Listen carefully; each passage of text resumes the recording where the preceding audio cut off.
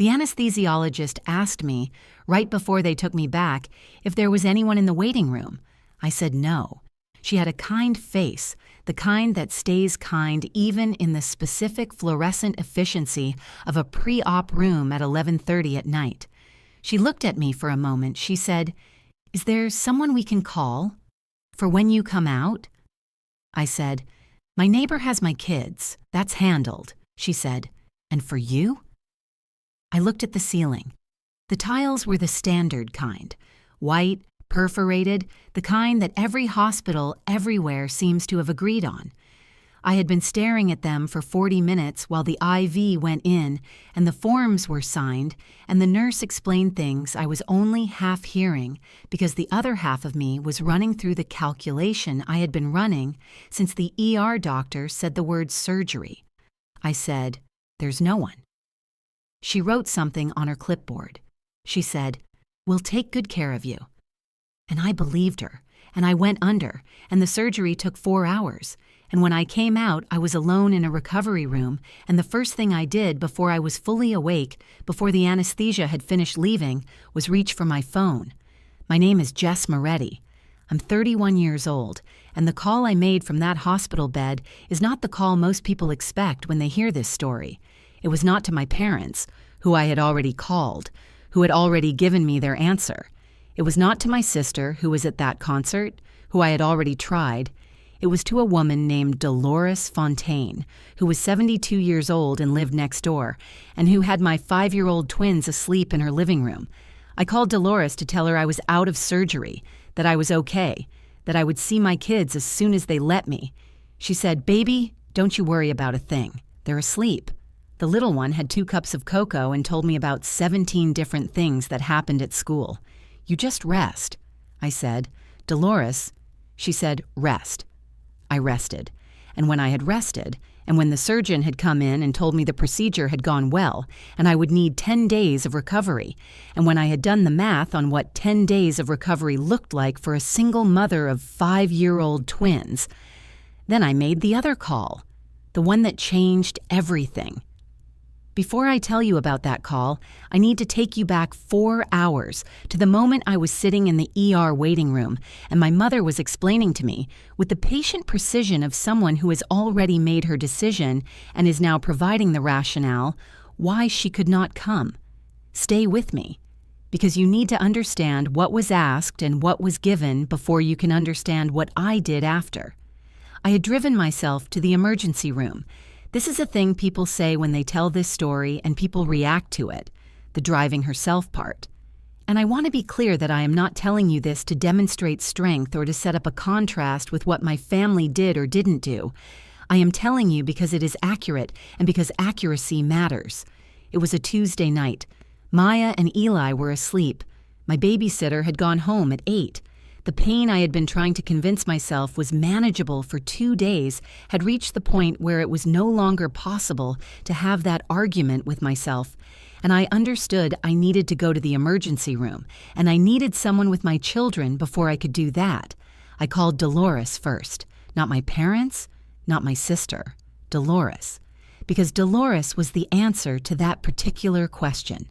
She had been, for 3 years, since we had become neighbors, the person I called when a situation required someone I could trust absolutely and without explanation. She came in 3 minutes, in her bathrobe with her hair in a sleep bonnet. She did not apologize for the sleep bonnet. She came through my door, looked at me with the specific look she has when she is assessing something quickly and said, "Go, I've got them." I said, "They're asleep. Maya might wake up around." She said, "I know, go." I went. In the car, driving to the hospital, which was not the most medically advisable thing but was the available option, I called my mother. In the car, I called my mother. My mother, Patricia Moretti, was at home. I knew she was at home because she had texted me at 7:30 to say she and my father and my sister Kara were having dinner before. The concert the following evening, Taylor Swift, the Eras Tour, tickets they had gotten 18 months ago and paid significantly for. She had sent a photo of the restaurant. She had used 3 exclamation points. She answered on the second ring. I told her what was happening: the pain, the ER, the possibility of surgery, the twins asleep at home with Dolores. I said I might need help with the kids if this turned into something. I asked if she could be available. She said, "Honey, tomorrow is the concert." I said, "I know. I'm saying if I need surgery, if they keep me overnight, I might need someone to take the kids for a couple of days."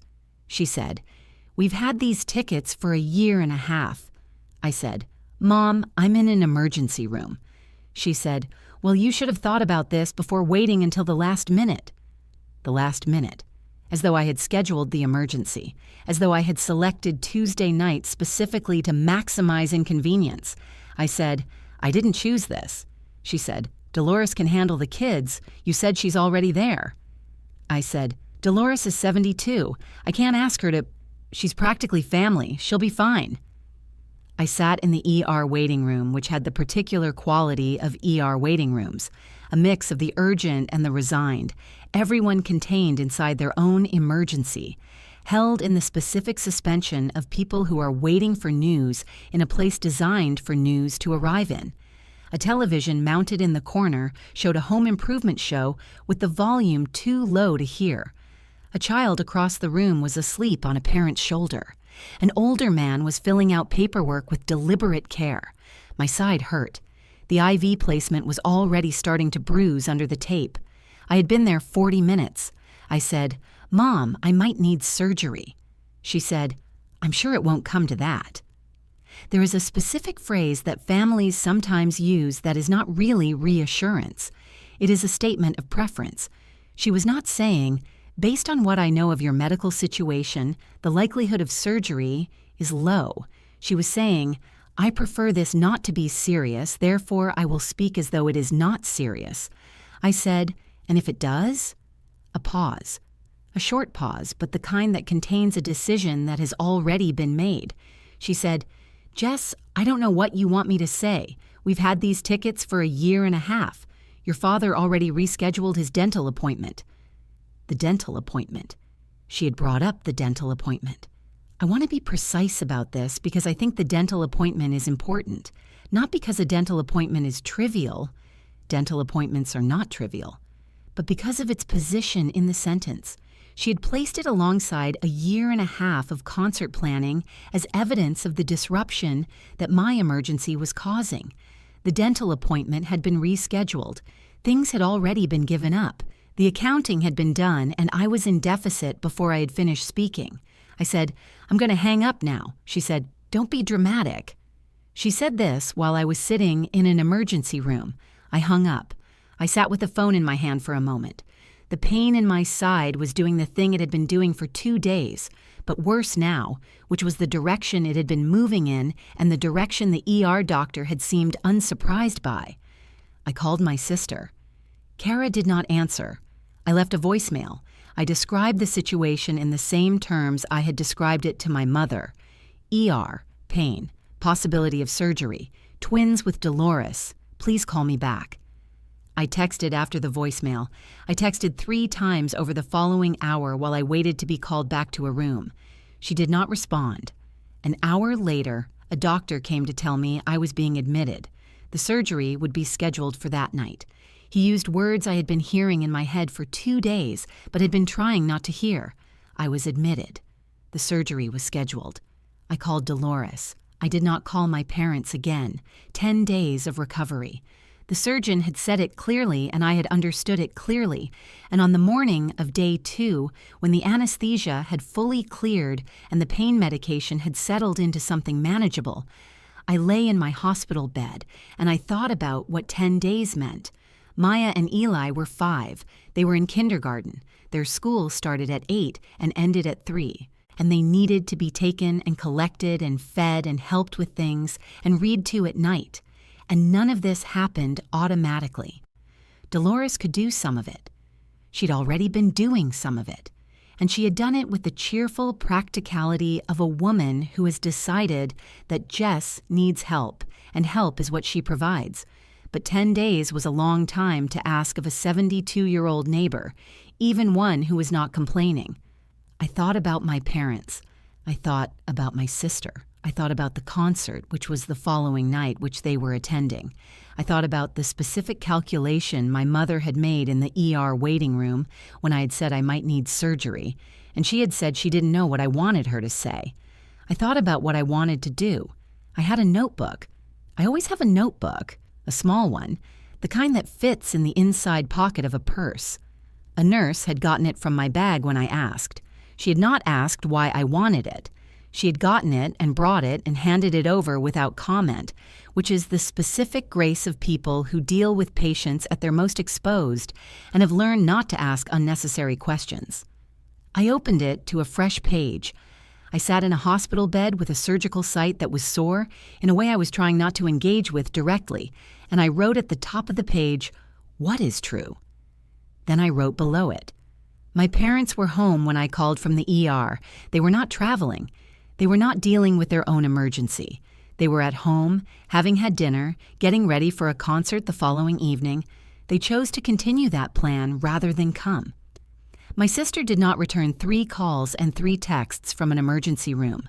I do not know if this is because she did not see them or because she saw them and decided not to respond. Either way, she did not respond.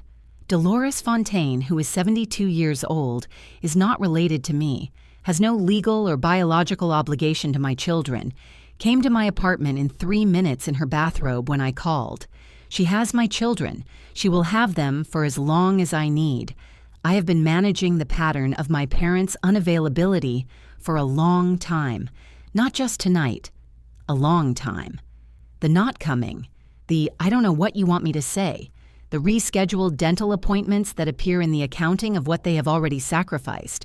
I have managed it by accommodating it, by telling myself this is just how they are and they love me in their way, by not asking for the thing that would require them to give more than they are inclined to give. Tonight, I needed more than they were inclined to give, and they did not give it. My children were asleep when I drove to the ER. They did not see me leave, but when I come home from this hospital, I am going to have to explain where I was and what happened, and I would like to be able to explain it honestly. I would like to be able to say, the people who should have been there were not there, and that is something we are going to address, and it is not going to continue. I looked at the list. I put the pen down. I was not angry exactly. I was something cleaner than angry. I was clear. I picked up my phone. I made the call. The call was not to my parents. It was to an attorney named Karen Sweeney, who was not specifically a family law attorney, but who had handled some contract work for me the previous year, and whom I had found to be exact and useful and not one for unnecessary words. I said, "Karen, it's Jess Moretti. I'm in the hospital. I'm going to be fine. I need help with something, and I'm not sure if it's your area, but I trust you to tell me if it isn't." She said, "What do you need?"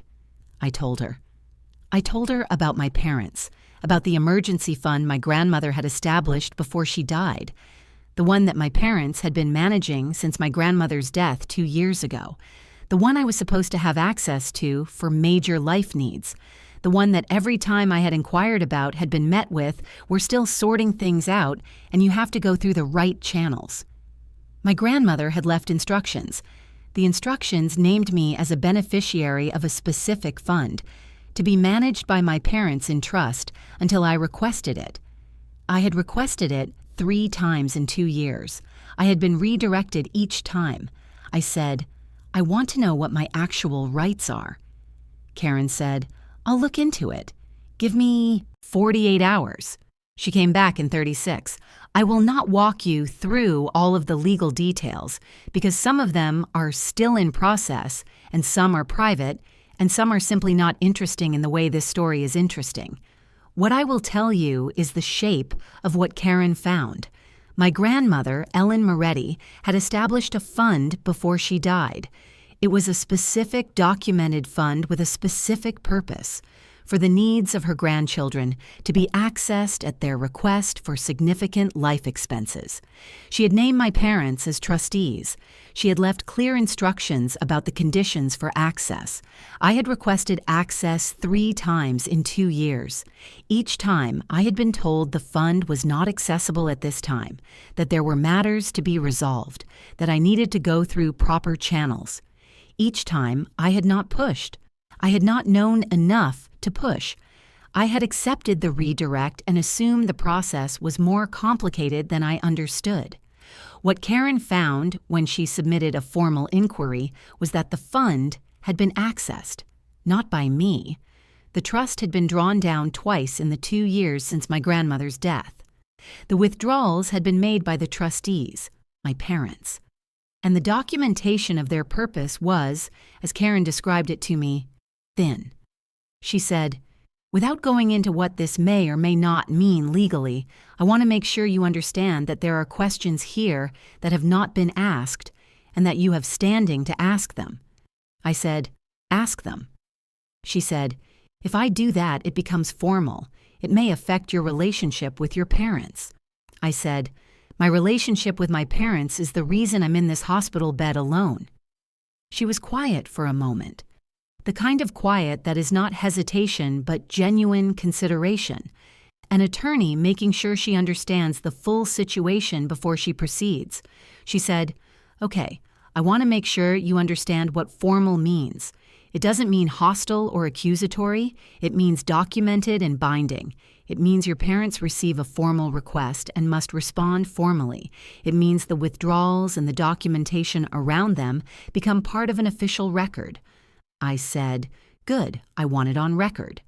She said, "And you understand this may change things with your family permanently."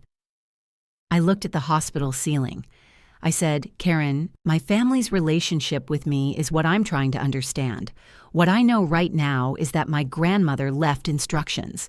She named me. She designated a fund for specific purposes. Those instructions have been sitting in a drawer for 2 years while I've been told there are things to sort out. I want her instructions followed." She said, "Okay, I'll file the inquiry." I want to stop here for just a moment, because I've told you about the ER, I've told you about the concert, I've told you about the notebook and the call to Karen, and I know what you're waiting for. I know you want to know what was at the door, but I need you to understand something first. The knock at the door was not the moment everything changed. The moment everything changed was in the ER waiting room, when I was sitting with the IV bruise and the dental appointment in my ear, and I understood something I had been approaching for a long time without arriving at it. I understood that I was not going to be able to make my parents into different people by managing my expectations of them more carefully, that the pattern was not going to resolve itself by me being more understanding, that the accommodation I had been doing was not keeping the peace. It was just deferring the point at which the actual situation became visible. The knock on the door was what came after I stopped deferring. Drop a comment if you know what that moment feels like. The moment you stop deferring and start dealing with the actual situation. I want to know you're here. Subscribe. Because the knock at the door was not my mother, not at first. 2 weeks after the surgery, I was home. My recovery had been exactly what the surgeon had said it would be. 10 days of being careful, 10 days of Dolores bringing food and sitting with the kids and managing the morning school routine with the organization of someone who had raised 3 children of her own and had not forgotten how. 10 days of Maya and Eli coming to sit with me in the evenings and telling me about their days with the particular detail that 5-year-olds provide, which is everything and slightly out of order. My parents had called once, on day 3. My mother had said the concert had been wonderful. She had said she hoped I was feeling better. She had asked how the kids were doing. I had said fine and thank you, and I had kept the call to 4 minutes because 4 minutes was all I had available in me. My sister had texted on day 4. She had said she was sorry she hadn't seen my messages sooner. She had said she hoped I was okay. I had read the text and had not responded, which is something I almost never do, and the not responding had been its own kind of answer. I was home. I was recovering. I was thinking about what came next. The knock came on a Thursday morning, 11 days after I came home from the hospital. Maya and Eli were at school. Dolores had taken them. She had been doing the morning school run all week, a thing she had decided was part of her contribution and that she refused to present as a burden. I was on the couch with a book I was not reading and a cup of tea that had gone cold when I heard the knock. I went to the door. My mother was standing on the porch. She was alone. Not my father, not my sister, just her. She was wearing a coat I recognized, and she was holding a dish covered in foil, which told me she had prepared something, which told me she had prepared for this visit, which meant it was not impulsive. She looked at me. Neither of us said anything for a moment. The last time we had spoken was 4 minutes on day 3 of my recovery. Her calling to say the concert had been wonderful. I had said I was glad. I had kept the call short. She had heard the keeping it short and had not called again. She had not slept well. I could see it. The circles under her eyes, the particular way her face holds things, it cannot resolve. She had made the chicken dish, the one from her own mother's recipe, the one she makes for family occasions. She had brought it in a dish with foil on top, and she was holding it carefully in both hands, which told me how long she had been holding it and how carefully she had been carrying it. Food is my mother's language. It is the language she learned and the language she returns to when she does not have other words. She brought food because food was what she knew how to bring. I said, "Mom." She said, "Can I come in?" I held the door. Not wide, the amount of space that says come in without saying everything is already resolved. I stepped back. She came inside. She stood in my hallway with the dish still in both hands, and she looked at my apartment. I watched her look. The Get Well card the kindergarten class had made, taped to the wall by the door with paint handprints around it. The flowers Dolores had brought, still alive on the kitchen table. The general, ordinary shape of a life that had been running for 11 days without her. She said, "I heard from an attorney." I said, "I know." She said, "About Mom's fund." I said, "Yes." She put the dish down on the entry table. She stood with her hands at her sides. "We used some of it," she said. Not preamble. Straight to it, which surprised me. "We used some of it last year when your father's business had a hard quarter. We were going to pay it back." I said, "You didn't tell me." "No. You told me it wasn't accessible." She looked at her hands. "Yes. 3 times." "I know," she said. I stood in my own hallway 11 days out of a surgery I had driven myself to, and I looked at my mother. "Mom," I said, "I called you from an emergency room." She did not look away. "I said I might need surgery, and you said you had concert tickets." "I know," she said, "and you went." "We went," she said, "and I have been thinking about that every day since." The hallway was quiet. Outside, the street had the specific midday quiet of a neighborhood when all the children are at school. I said, "What do you want?" She said, "I want to fix this. I don't know if I can, but I want to try." I looked at her for a long moment. "The fund," I said. "I want to know what was taken, and I want it documented, and I want Karen involved in whatever comes next. That's not negotiable." She nodded. "And the other thing," I said.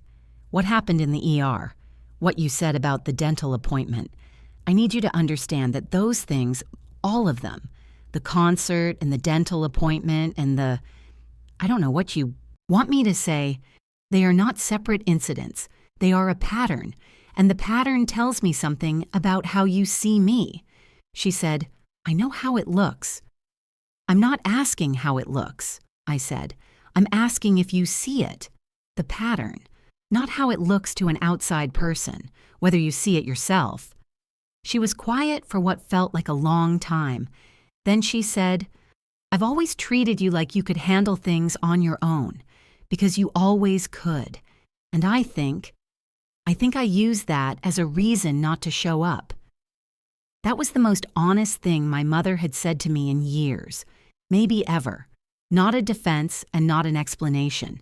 A description of what had happened, arrived at from the inside. I said, "Sit down." She sat. I made tea. I made it twice since the first cup had gone cold. I sat across from her, and we talked for 2 hours in the specific way of people who have been near each other for a long time and have finally stopped managing the distance between them. It has been 4 months. The fund situation is being resolved through Karen. I am not going to tell you all of the details because some of them are still in process and because the details are less important than the fact that the questions are being asked and the documentation is being reviewed and my grandmother's instructions are being taken seriously for the first time since she died. My mother comes on Thursdays. This is something we established after the conversation in the hallway. A regular thing, not a special occasion thing.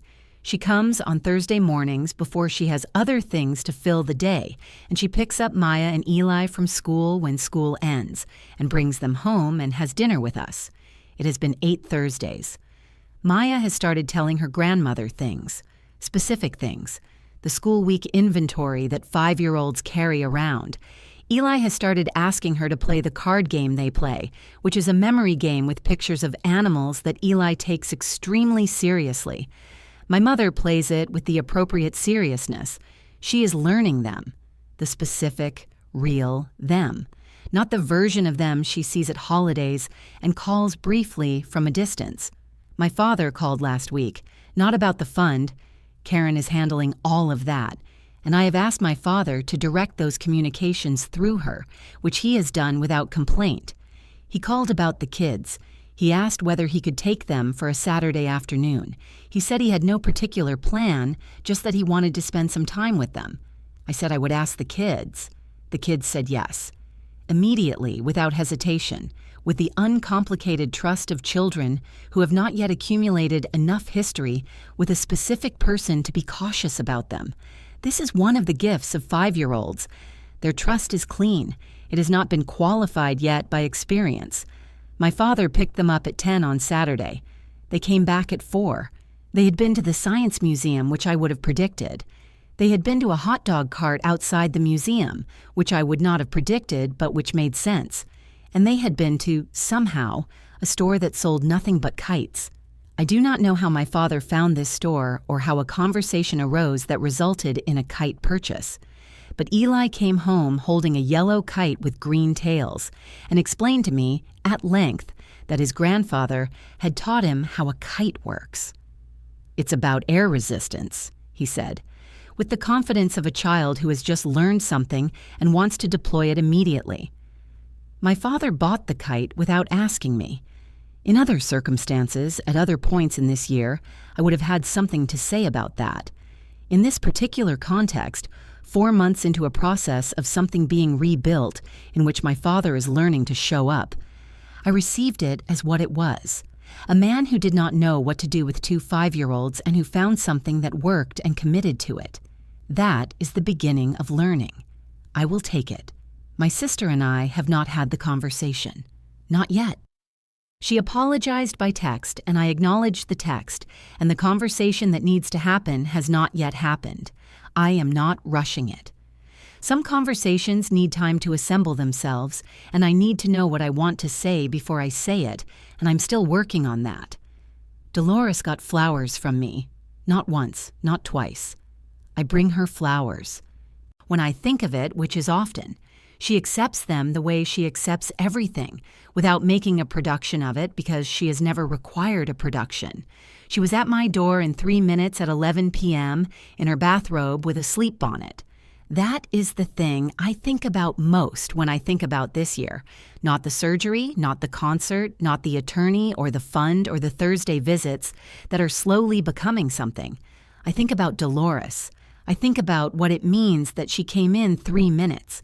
Not 15, not 30, not, I'll be right there, followed by the delay of putting yourself together. 3 minutes. She saw the text and she put on her slippers and she came. She did not ask what I needed.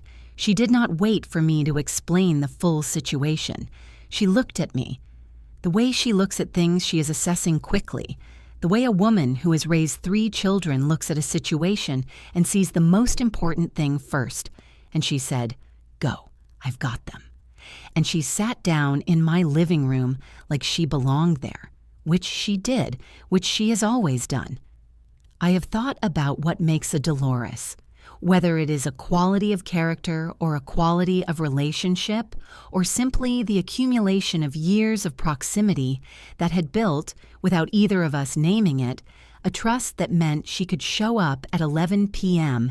and I would trust her with my children without a second thought. I think it is all of those things. I think it is also something simpler. She decided at some point that I was someone she was going to show up for.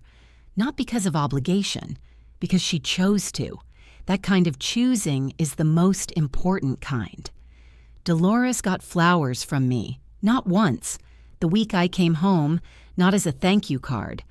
I bring her flowers when I think of her, which is often, which is most Tuesdays, which is whenever I walk past the flower stand near the grocery store. She accepts them the way she accepts everything, without making a production of it, without requiring me to explain, because she has never required me to explain anything.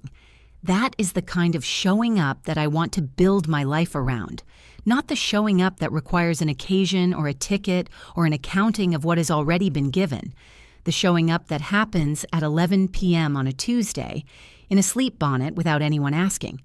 I am collecting it around me. It is not the family I had. It is something being built. My twins are 5 years old. They have no idea how much of their life is being rearranged around them right now, how many conversations are happening, how much is shifting. They know Dolores has good cocoa. They know Grandpa bought a kite. They know Thursday means Grandma comes for dinner. They are building the world the way 5-year-olds build it, from what is present, from what shows up, from what comes through the door. I am trying to make sure what comes through the door is worth building with. The last thing I want to tell you is about the morning after I came home from the hospital. Maya and Eli had slept at Dolores's the first night because I had not come home until after midnight, and Dolores had decided, correctly, that bringing 2 5-year-olds home at midnight was not the answer. They had come home in the morning, in the specific chaotic way of children who have spent an unexpected night somewhere exciting and are full of information about it. Maya had a report about Dolores's cat. Eli had consumed, apparently, the aforementioned 2 cups of cocoa plus a cookie he had been given after he promised to go to sleep and had not gone to sleep. He reported this with the honesty of a child who does not understand that some admissions are not necessary. They climbed onto the couch with me, one on each side, with the specific boneless weight of children who are comfortable and belong where they are. Maya put her head on my shoulder. Eli was still narrating the cocoa situation. I looked at the ceiling. I thought about the anesthesiologist, the one with the kind face who had asked if there was anyone in the waiting room, who had looked at me when I said no and had said, "We'll take good care of you," who had done exactly what she said she would do. I thought about what she had actually asked. Not is there anyone who can pick you up? Not is there a contact we should have on file? Is there anyone in the waiting room? The present tense, the immediate, the now. Is there anyone here? There had not been. But here there were 2 of them, with cocoa breath and their own specific weights, one head on each of my shoulders, the weight of children who belong where they are without question. The world I am building is the world they are growing up in. I did not choose the circumstances of the building. I did not choose the Tuesday night or the emergency room or the concert tickets or the dental appointment, but I chose what came after. I chose the notebook and the call to Karen. I chose to stop deferring. I chose to hold the door just enough for the person carrying the chicken dish. The world they are growing up in is going to have Dolores and Thursdays and a yellow kite with green tails. It is going to have a grandmother who is learning their specific qualities, a grandfather who found the kite store. These are small things. They are also not small. They are the accumulation that becomes a life. And it is going to have me. The mother who drove herself to the emergency room and called her neighbor in 3 minutes and wrote what is true in a notebook and made 1 call from a hospital bed and came home. That is enough. I have always been enough. It took a Tuesday night in an emergency room for me to stop waiting for someone else to tell me so. Thank you for staying with me. If you have ever been the person who handles things, who always handles things, who is relied upon to handle things because you always could, and who discovered one night that handling things has a limit, and that the limit is reached in a hospital at 11:30, when someone asks if there's anyone in the waiting room and you say no. If you know that moment, leave me a comment. Tell me where you are in it. And if you have a Dolores, someone who came in 3 minutes at 11 p.m. without being asked twice, tell me about her. Tell me about him. Tell me their name. I'll see you in the next one.